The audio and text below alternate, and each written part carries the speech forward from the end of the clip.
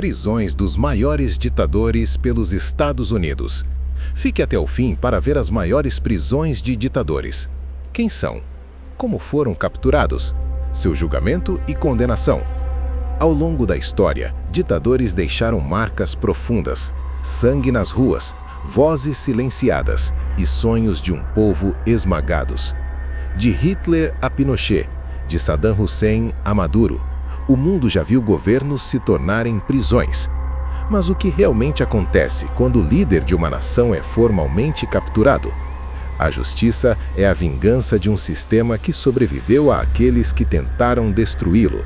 Se os homens mais perigosos do mundo acreditavam estar acima da lei, como é que terminaram em celas de 2 metros quadrados ou no fundo do oceano? O que acontece quando a soberania de um país colide com a segurança de todo o planeta? Bem-vindos a um mergulho profundo nas sombras do poder global. Hoje vamos dissecar a queda dos gigantes. Prepare-se para conhecer as estratégias, os crimes e os desfechos dos 10 alvos mais cobiçados da história recente. O Triângulo do Crime Global. Antes de revelarmos a lista, precisamos entender o que faz o mundo parar para prender uma única pessoa. Existem 3 pilares que sustentam a justiça internacional moderna. Crimes contra a humanidade. Não são ataques a um governo, mas à própria essência humana. Envolvem extermínio, tortura, escravidão e perseguição sistemática de civis. Terrorismo. O uso do medo como arma política. É o ataque indiscriminado a inocentes para forçar mudanças ideológicas. Narcotráfico e crimes digitais, onde o dinheiro do crime financia a guerra. Hoje, um hacker que derruba o sistema de defesa de uma nação é tão perigoso quanto um ditador com mísseis. A lista dos 10 mais procurados, queda e ascensão. Em primeiro lugar, temos Osama Bin Laden, o rosto do terror moderno. O herdeiro bilionário saudita que fundou a Al-Qaeda. Seu crime? Arquitetar o 11 de setembro, matando quase 2.000 pessoas em solo americano. A estratégia para capturá-lo? Após 10 anos de buscas em cavernas, a CIA o encontrou em um complexo fortificado no Paquistão através do rastreamento de um único mensageiro. O desfecho? Em 2011, na Operação Lança de Netuno, os Navy SEALs invadiram o local. Bin Laden foi morto em combate e seu corpo foi lançado ao mar para evitar que seu túmulo virasse um santuário. Em segundo lugar da nossa lista, temos Saddam Hussein, o ditador do buraco. Governou o Iraque por 24 anos com mão de ferro. Usou armas químicas contra seu próprio povo, os curdos, e invadiu vizinhos. A estratégia para sua prisão? Durante a invasão do Iraque em 2003, a Operação Alvoreço Vermelho localizou Saddam Hussein escondido em um buraco de aranha, subterrâneo, perto de sua cidade natal. A condenação foi julgado por um tribunal iraquiano apoiado pelos Estados Unidos, condenado por crimes contra a humanidade e executado por enforcamento em 2006. Vamos agora para o terceiro lugar. Nicolás Maduro, o réu em Nova York. O caso mais recente e explosivo, acusado de transformar a Venezuela em um narcoestado. O crime?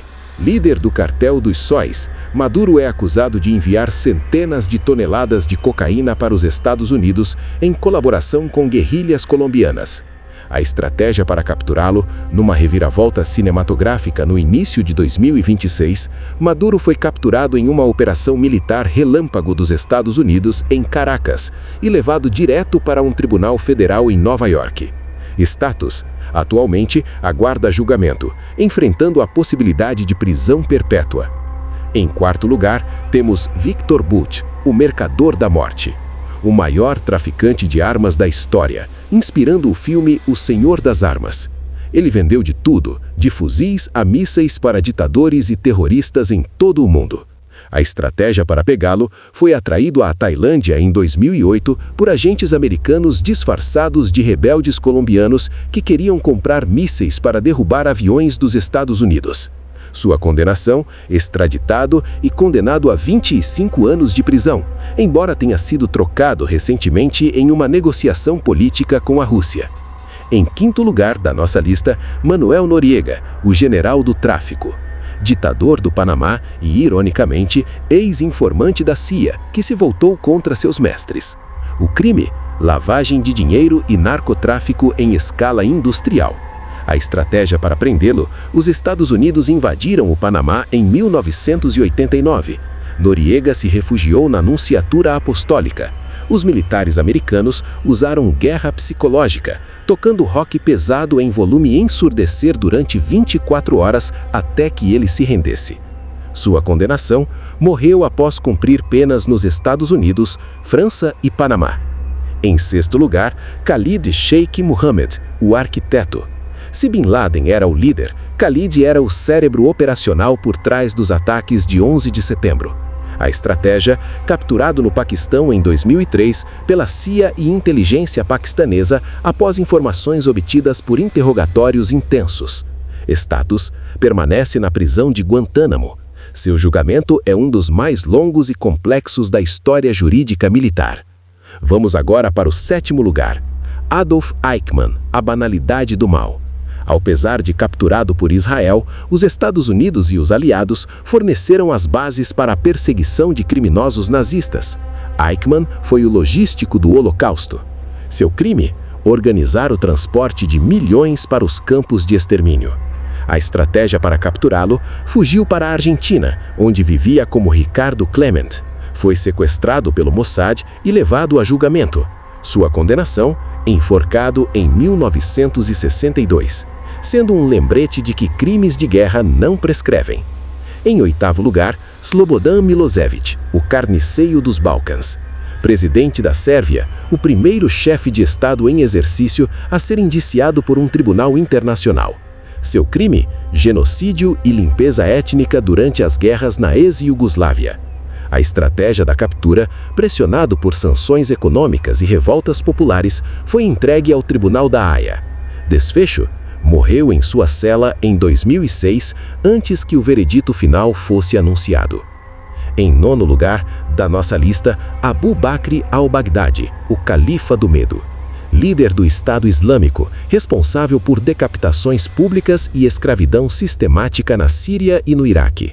Seu crime? Terrorismo global e crimes de war sem precedentes na era digital. A estratégia: localizado em um complexo na Síria em 2019.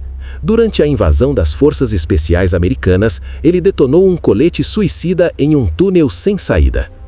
Chegamos ao décimo lugar. Hamza Bin Laden, o herdeiro. Filho de Osama, ele estava sendo preparado para unificar o movimento jihadista global. Seu crime: ameaças terroristas e incitação à violência contra o Ocidente. A estratégia: eliminado em uma operação de contra-terrorismo americana na região de fronteira entre Afeganistão e Paquistão por volta de 2019. Sua morte foi um golpe simbólico crucial. Agora para pensar. A captura desses indivíduos levanta uma questão de soberania. Quando os Estados Unidos operam em solo estrangeiro para prender Maduro ou matar Bin Laden, eles estão agindo como a polícia do mundo ou apenas protegendo seus próprios interesses? A dimensão desses atos é astronômica. Cada uma dessas capturas custou bilhões de dólares, envolveu anos de espionagem e muitas vezes mudou o mapa geopolítico de regiões inteiras. Um mundo sem vilões seria um paraíso ou apenas um lugar onde o próximo vilão ainda não foi identificado? Se esse conteúdo fez você olhar para as manchetes internacionais com outros olhos, inscreva-se no canal. Sua inscrição nos ajuda a continuar trazendo análises que a mídia tradicional muitas vezes simplifica. Deixe seu like se você acredita que a justiça, por mais lenta que seja, deve ser imparcial. Outro ponto de reflexão: até que ponto a captura de um indivíduo realmente encerra o crime que ele representava? Se prendemos o ditador, mas mantemos o sistema que o criou, estamos curando a doença ou apenas tratando o sintoma? A prisão de Nicolás Maduro não é apenas a retirada de um líder controverso, ela representa uma encruzilhada histórica.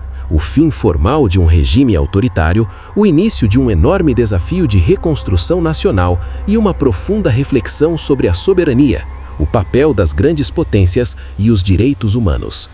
E agora eu te pergunto, se o líder de um país pode ser preso por outro governo, onde traçamos a linha entre justiça e intervenção? Compartilhe sua visão nos comentários. Vamos debater o que ninguém tem coragem de dizer. Até a próxima!